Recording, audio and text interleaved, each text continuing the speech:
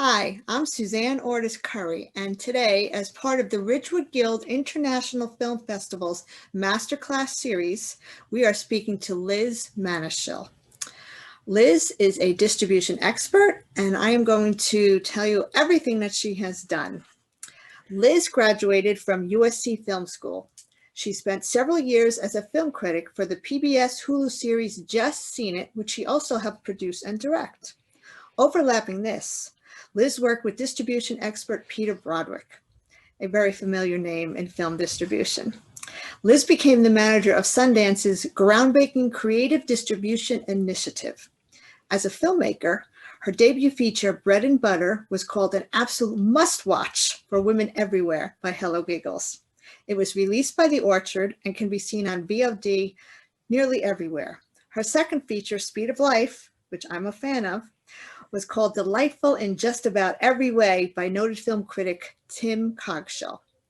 After a year of working in impact distribution at Picture Motion, Liz is now a freelance distribution consultant, spending her time advocating for filmmakers to have healthy and productive relationships with their distribution partners. And that's what we're going to be talking about today. So Liz, I was introduced to you through a mutual friend in the business. She just said, "Oh, I really want you to meet this person." And ironically, I didn't know it, but I had a document on my desk that was written by you. I remember I was in the process of starting to shop a film around, and one of our other producers sent this article from Sundance. Look at this, it's a whole article about all the distributors and how to contact them.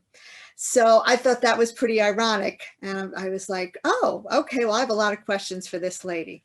So this is the kind of article that I know I shared, and everyone I know, if you mention it, they have seen this article before. Tell me how that article came to be. Well, so my job description at Sundance wasn't to write that article, right? It was to provide distribution consulting and support, audience building support for Sundance alumni. And I knew as a filmmaker myself that if I'm going to call myself an expert, I need to know who all the players are. And there aren't really resources that account for every single distributor out there. Like if you go to Sanando, you can look up distributors who asserted themselves and submitted themselves to Sanando. But in terms of independent research that you don't have to pay for, that just lists distributors, I didn't know one. So I thought, hey, I could probably finagle a way where I can work this within my day job and essentially get paid to write something that I thought would be an incredibly valuable resource. And I knew it would be popular, though no one really understood the demand for it before I wrote it, other than Rebecca Green, who we worked together, and she's the most amazing human. And then since it's come out, it got a lot of traction. And I think not due to the editorializing in the beginning that I do selfishly, but all because that it's just a listing of distributors, what they're looking for. Which I've already said doesn't really exist. So I don't know if I answered because I just went off on a tangent, but point being, I made it because I thought I wanted to have that, and I thought other people would benefit from it. Well, it was extremely useful because it was like a Bible. And for one of my films, I went through each and every one of those to see who I could go after. So thanks for writing that. And I do understand that you are working on an update to that. Yeah, the sequel should be out in February. Excellent. Okay. All right. Now let's talk distribution. Okay. So I produce and I market films, and my shtick is you really should have an idea of where you want it or what the markets are even before you start the script. So I'm going to ask you, what do you think is the first, when should a filmmaker start thinking about distribution, and what should that person be doing?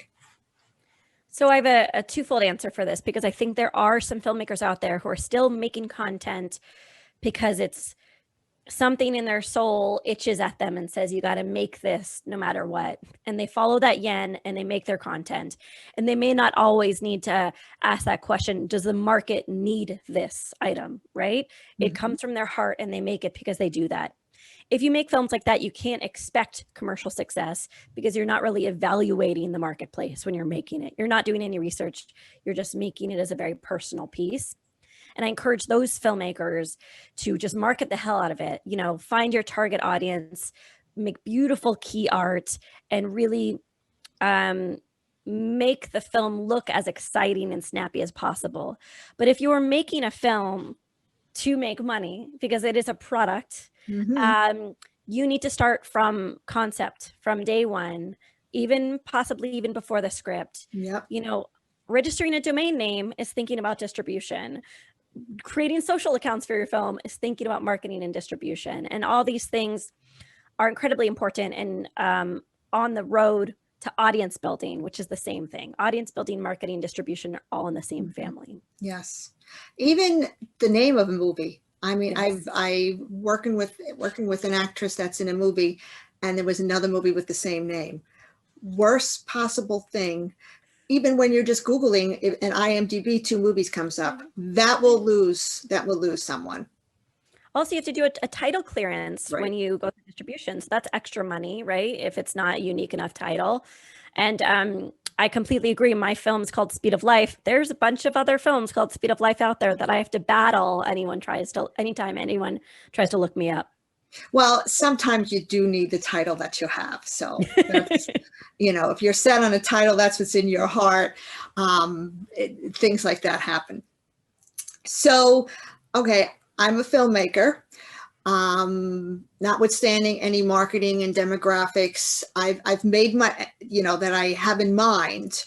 I've made my film, and, you know, as a filmmaker, I think any article that says how to find a home for your film is going to attract the eyes of every filmmaker. So I've just seen the article that says how to find a home for your film. What is going to be in that article? Considering today in the pandemic and after the pandemic. Wow. Okay. So if I had written that article, that's how I can answer that question is if I had written the article, how to find a home for your film, it would be about what is the best access, what is the best choice for you within your access.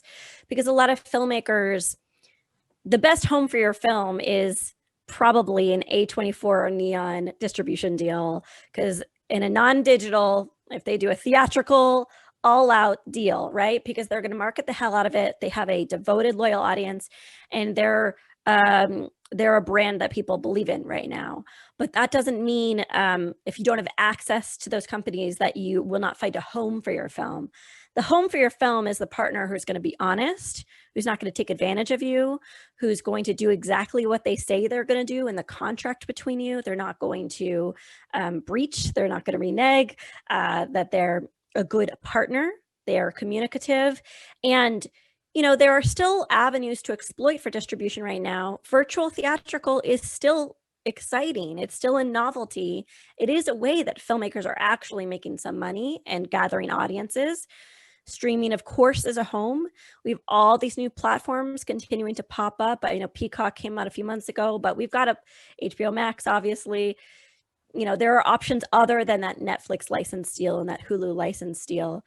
And I would say your home is not necessarily Apple TV, Google Play, Amazon Video, whereas I encourage you to be everywhere if you can. Those are not the places where people are making money. So considering the way the pandemic has impacted distribution, the answer doesn't change in terms of who's the best partner. The best partner is the one with the most access and marketing muscle, who's going to be honest and transparent with you. But the homes are going to be where you see the most money, right? And that's still virtual theatrical streaming platforms, I think. True. So it all depends also, you know, of course, the quality of your movie, who it's aimed after, whether or not there's name cast. If you don't have name cast, very hard to get to some of these bigger distributors. What I found is that, you know, I have tried going through some sales agents that now you can, instead of sales agents taking a back end cut, there are some that you can pay upfront to shop your film around. They still have to like your film and agree to do it. But what kind of success have you heard about with people doing it that way? I actually stay out of the sales agent conversation for the most part. I've never had a sales agent as a filmmaker, and I'm not a genre film. So for me, there's different arguments for it. So if you're a documentary, if you're a prestigious documentary, you really do want an international sales agent to shop your film outside of the US. And domestic sales agents usually have expertise in the North American market, and you want someone else for international sales. In terms of domestic titles, I'm in favor of going to that distributor directly. And that really depends on what type of filmmaker you're working with. If you have a genre film, it makes sense to work with a sales agent who's going to exploit it through an abundance of avenues that you may not have access to. Mm-hmm. But I, as an indie dramedy director, and that's actually usually a lot of my clients are like mid-tier filmmakers like myself, mm-hmm. A sales agent is probably going to just cost either some upfront money or take that percentage that you're talking about and not really be able to exploit the film more than I can as an individual or a distribution consultant can. I feel like I'm being somewhat disrespectful towards sales agents, but they're not miracle workers. And they will find some niche platforms. But ultimately, if your goal is to reach the most amount of people as possible, it's still going towards, a bigger distributor who can make a really good sale, or who could pitch Netflix, who could pitch Hulu. The caveat to this is there are some great sales agents who can just make that Netflix deal and that Hulu deal. And because that's the meaningful money, I get it. But if you're a mid-tier filmmaker who probably isn't getting that Hulu deal or that Netflix deal, then I don't think it's worth the money. Okay. From my experience, I've seen $1,500 minimum and up, and then a percentage, sometimes on top of that as well. Yeah. So what could people use you for? If they don't want to go the sales agent route, can they call up Liz and say, help me sell my film, put my film someplace? I'm not a sales agent, but because I've written these articles about distributors, I have relationships and contact information for distributors. And I have pitched films to distributors in the past, and I don't take a percentage of the back end, and I don't ask for a stipend at the top. I have an hourly rate. The hourly rate does not apply to me pitching the film. As an independent filmmaker, I've seen the ways in which me and my colleagues have been taken advantage of by the system. Mm-hmm. So my goal is, I see that as matchmaking. I see that as beautiful matchmaking. If I know a distributor who's really good for a film, I'm just making the match, just making the introduction. What people come to me for is education, a bird's eye view at the marketplace, an objective look at their film and its reach, its marketability. And in general, encouragement to use a strategic way to release the film to amplify them as an artist. I think of it as a long game, and I want to support artists, not necessarily film, if that makes sense. I want to support the career of the artist. All my advice is about amplifying their career and using their film to do it, rather than making, squeezing that film for everything it's worth. So anyway, that's how people would work with me. Great. Yeah. So I can't help but talk about the current state of the market right now. And, there was this Wall Street Journal article today, and there's articles like this all the time. But success, and what you're saying, is how you want to further the career of the artist, which is, how do you measure success? Is it that you've made what you always wanted to make and the world can see it? That's total success. If you make money on it, that's total success. I feel if you're making a film just to make money on it, don't make the film. And I don't know many filmmakers that do that anyway, because that's not what they're about.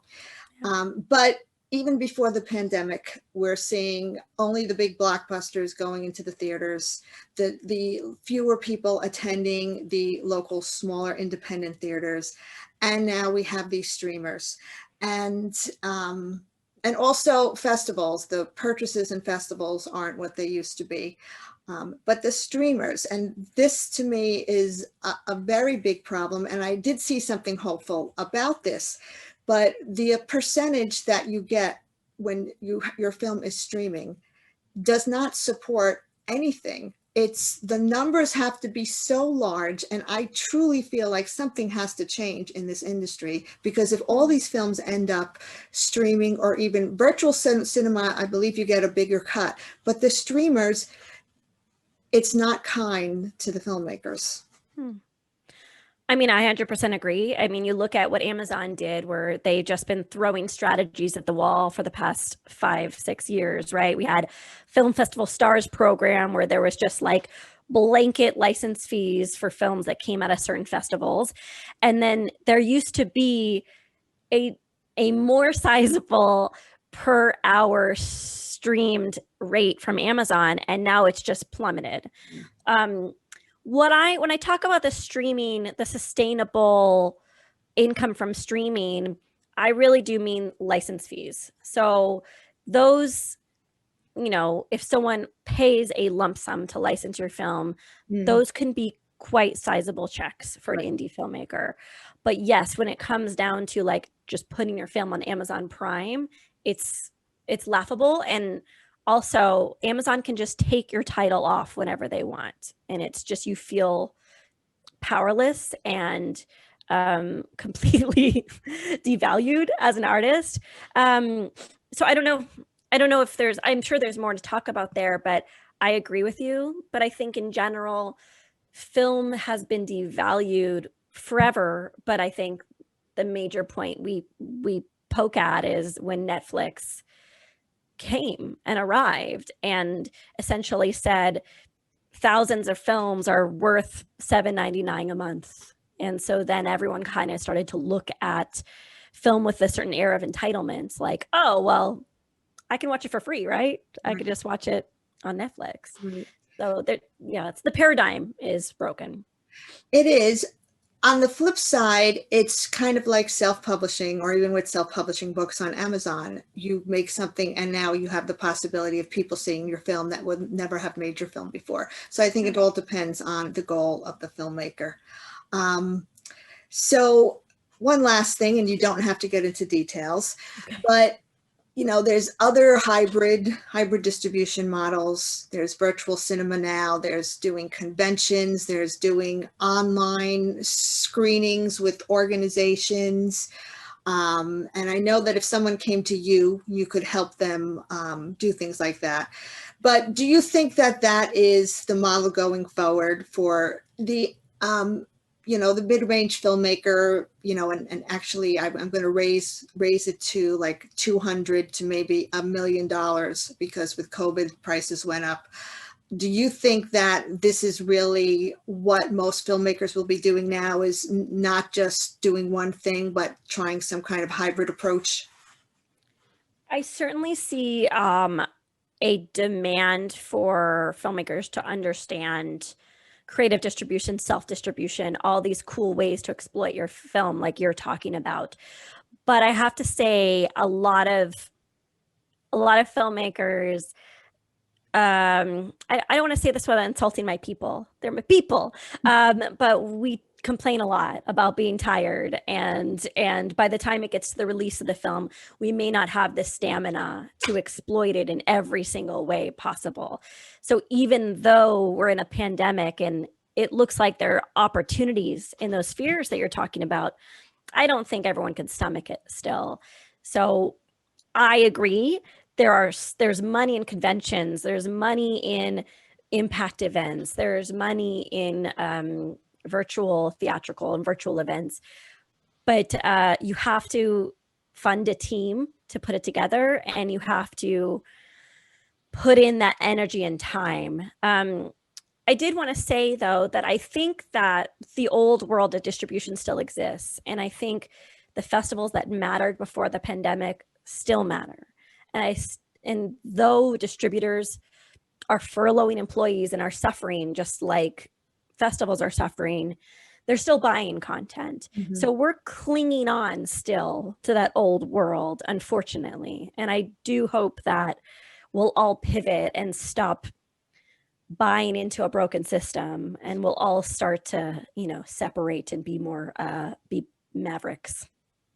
Yes. And speaking of the festival system, one has to admit, it's an awful lot of fun to have your, it's part of it, showing off your film, making the contacts, talking with other people. And then if your film gets sold, even better. But it's probably, hopefully it's part of the industry that will always remain, even if they have a virtual part of it. So people don't have to fly in, maybe they'll just have some screenings that are people that couldn't physically be there. But I do think that part of the industry will remain. And hopefully if it does, because it's so much fun, the money will still be spent at those festivals.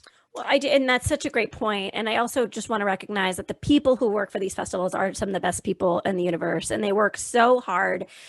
And I think festivals are incredibly integral to careers, because filmmakers don't even know they don't even know the difference that they're making unless they play at a festival. They don't even know that they've touched anyone unless they screen at a festival and someone says, "I really liked your movie." Yes. It's incredibly valuable. I think, I feel like I somewhat threw them into the conversation of the old world, but really anyone that supports artists, it deserves 5,000 medals. And I would say film festivals are a big part of that. Well, I'm going to take some of that kudos, because I am on this board of the Ridgewood Guild International Film Festival, and it is a lot of work. And, we do it for a lot of reasons, but our main goal is to support and showcase the filmmakers. Yeah. And this is why we're having, this masterclass with you. So, support them, have them learn from the best. And I want to close with, first, one point is that you said the creative distribution methods with conventions and things like that takes an awful lot of work after the movie's done, because after the movie's done, even if you have a big distributor, there's still marketing that the filmmaker has to do. But that gets me into the name of your podcast, which is Making Movies is Hard. So I want you to close with, tell me about your podcast, where we can listen to it, and if we want to get in contact with you, tell us how we do that. Oh, thank you. Making Movies is Hard has been around for 6 years. I've been a co-host for a little bit over a year now. Founding co-host Ulrich Bursell and Timothy Plain put it together, and are amazing human beings. We do a weekly broadcast. We interview people from all parts of the film, TV, storytelling industry. We just interviewed Anna Biller from The Love Witch, Avril Speaks of Gin. So the goal is to demystify filmmaking and break down exactly how people got to where they are, how successful people, how emerging filmmakers got projects off the ground. And I think that, there's film school, but film school taught me nothing about distribution. Film school didn't really teach me anything about festival strategy. So there's a lot of things from film school that we're like the podcast film school, I guess, so to speak. MakingMoviesIsHard.com. Okay. You can subscribe to us on iTunes. And then podcast at MakingMoviesIsHard.com is how you get in touch. And if we often say yes to people who just email us without a publicist and just say, "I want to be on your podcast." We also take tons of requests from publicists and say yes to them too. So we try to, we're open to all stories. So can you tell me how to get in touch with you? Oh yeah, podcast at makingmoviesishard.com. Okay, that's podcast at makingmoviesishard.com. Yeah. That's how you can get in touch with Liz Manashil. Liz, it's been a pleasure talking to you. Always something new to learn. And, let's just hope filmmaking continues the way it does. And there's platforms, and we make some money at the same time. And we provide the content and the entertainment that the world so desperately needs. Absolutely. Thank you very much. Thank you, Liz. Bye-bye.